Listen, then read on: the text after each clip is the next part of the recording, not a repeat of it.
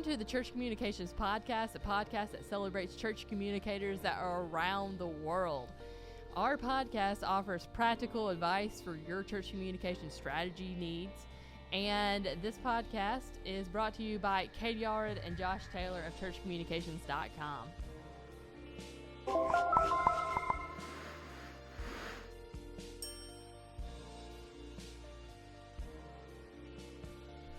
Welcome to the Church Communications Podcast. I'm Katie Allred, and with me, as always, is the Joshua Taylor. Katie, you doing okay today? I am just feeling great. Good. You know, I just wanted to change things up and just, feeling refreshed. That's good. That's good. So, how are you doing? I'm doing well. Yeah? Good day. Yeah. Yeah. I no complaints. No. Get to go home a little bit, play with my 4-year-old, take him somewhere to eat, and tear the place down. I don't have a 4-year-old, so I just get to go home, but it's nice. Sometimes I'm a little envious of that, too. Get to clean. That's good. After myself. Well, today we're talking about calendars and church communication calendars. Yeah, and you're actually really calendar good at ring. this. You talk about this. You've actually got some blogs about this, and especially when it comes to social media and stuff. But it's important. It really is important. It's important to have a strategy. And not only that, but it sort of makes it easier because you don't have to sit around and figure out, okay, what are we going to talk about? What are we doing next? Yeah. Right. Guys, Easter comes at the same time every year. Yes. So maybe we should plan for it. Well, actually, Easter doesn't, but Christmas does. Oh, you're right. You're right. Actually, yeah. Christmas comes is always on the December exact 25th. same. Easter but changes we do know bit. that Easter generally comes in March or April. Yeah. So, that was pretty good, actually. All right. So let's just jump right into it. What should a calendar look like? What should it include? And how can we, do it well? Okay, so let's just start off with January, okay? What should you be planning for in January? When I worked at a church, January was all about the annual report and recovering from Christmas. What about you?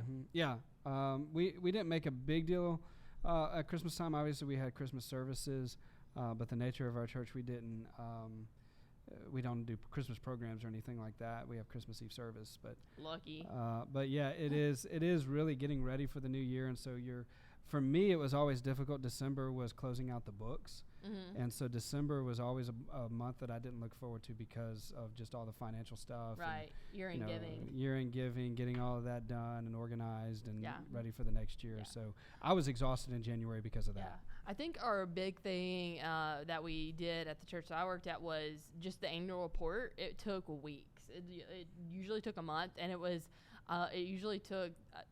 took so much time and effort right after we had just put so much time and effort into Christmas. Because Christmas was such a big overall at our church. Many churches probably commiserate with me on how overwhelming Christmas can be at times, just preparing for it. So the annual report, though, what I love about it is that it gives you the chance to celebrate what God has done the past year. So I think that as a church, we don't do a good job of celebrating what God has done. Yeah. And I just wish that as a global church, as a family, that we did a better job of celebrating what God is doing. I think we do a great job of commiserating the terribleness in the world, but I don't think we do a good job just celebrating the good things that God has done in our congregations and in our communities. So I think the annual report is a great time for you just to celebrate giving, right? The gifts that you've received and what the gifts have done, either financially or through your stewardship of your time.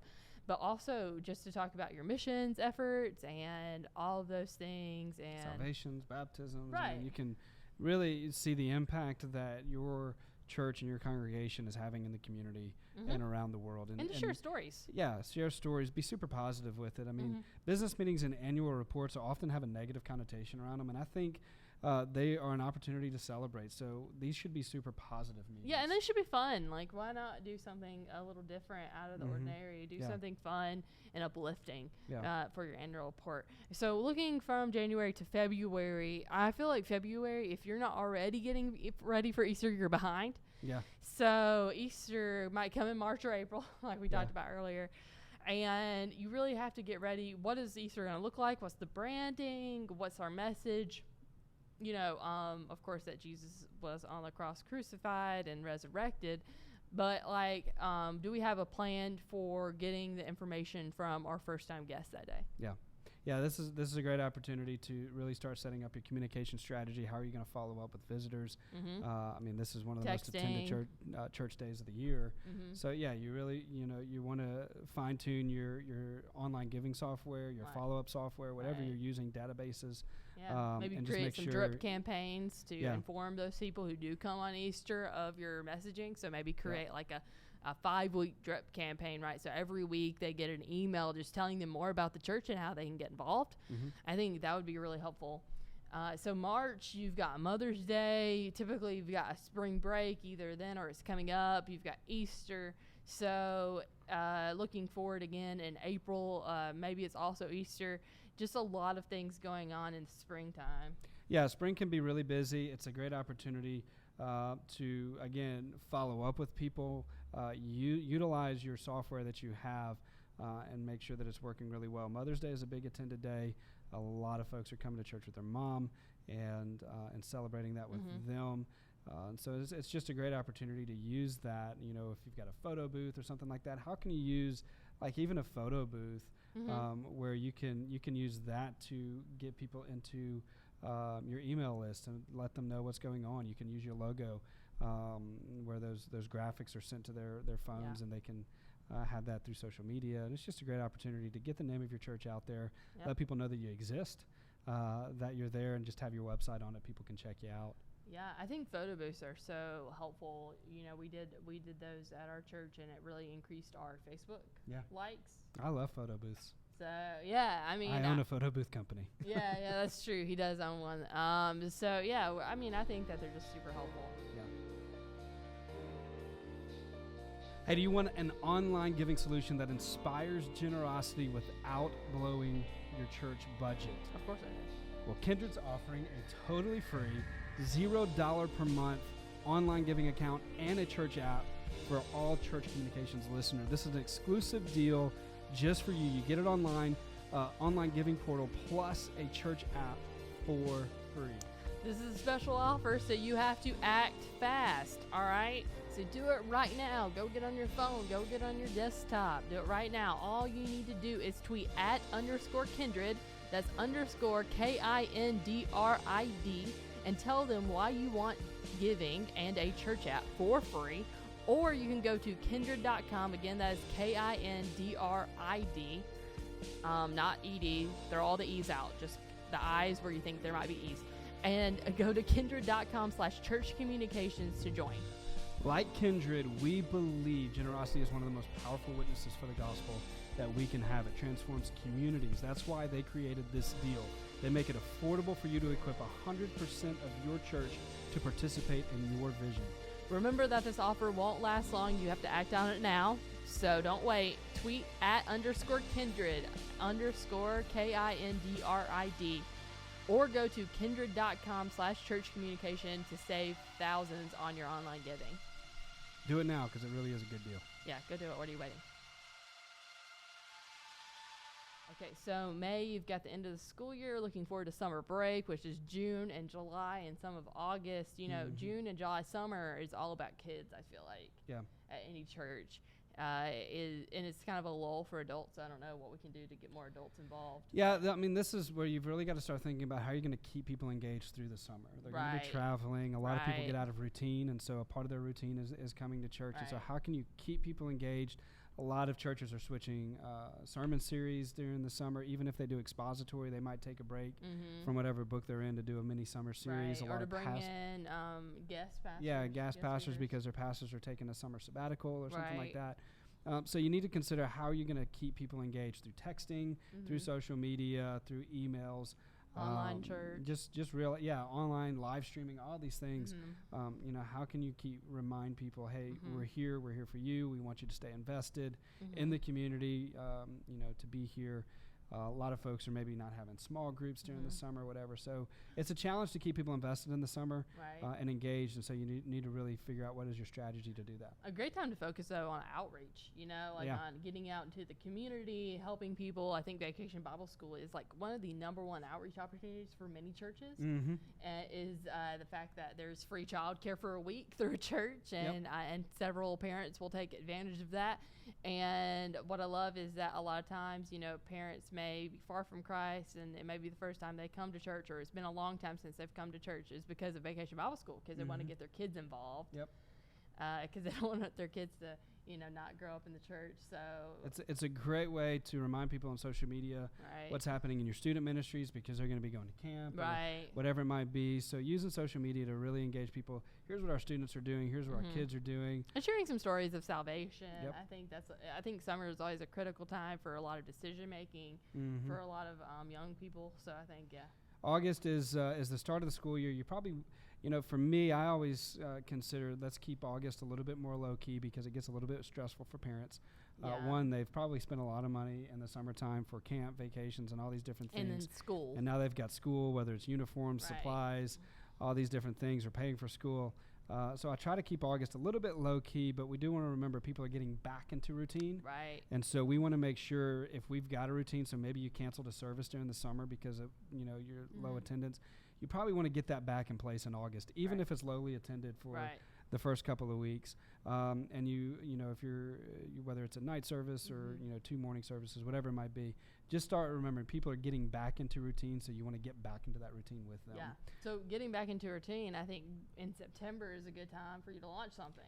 I always think September, it's such a transition point for people. They're back into school. A lot of people have moved. I think they're getting into habits. They're getting into habits.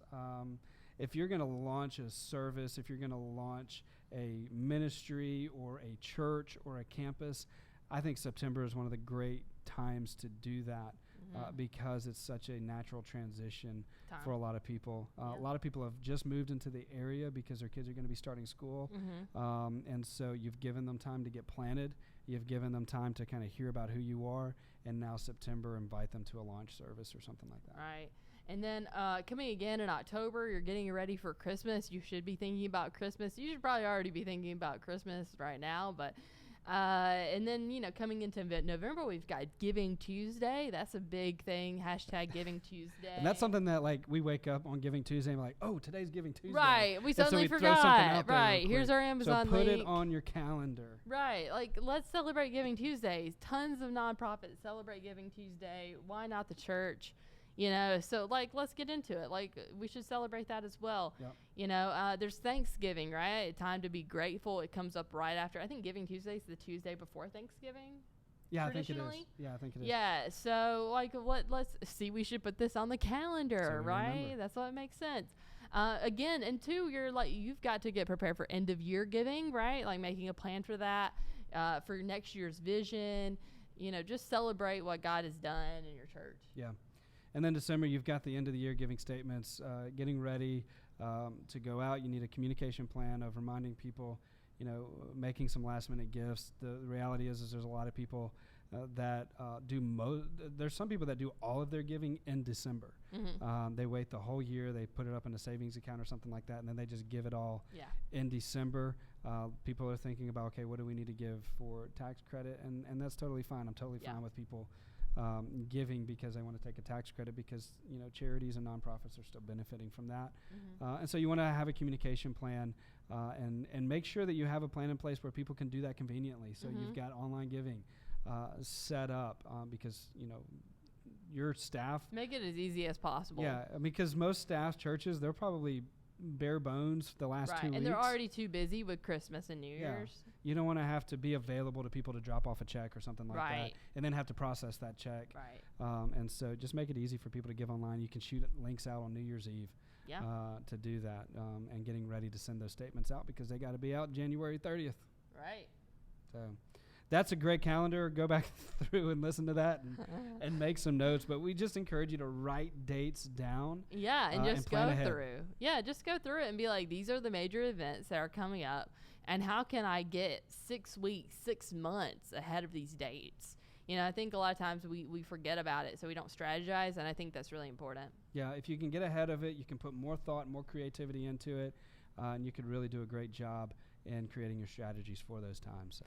Well, thanks for joining us today. Thanks for hanging out. You can learn more about us if you go to churchcommunications.com. You can also find us wherever you find your podcast. You can find us our Facebook page or group.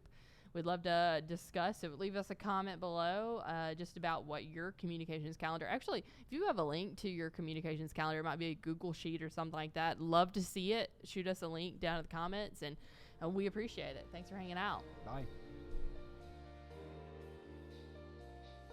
Our friends at Kindred are being crazy generous. If you tweet @_Kindred, again, that is @KINDRID_Kindred, and tell them why you need a church app, they'll make sure you get one of those too for free. Okay? Did you hear that? Online giving and a church app for free. Just tweet @_Kindred and tell them why you need a church app.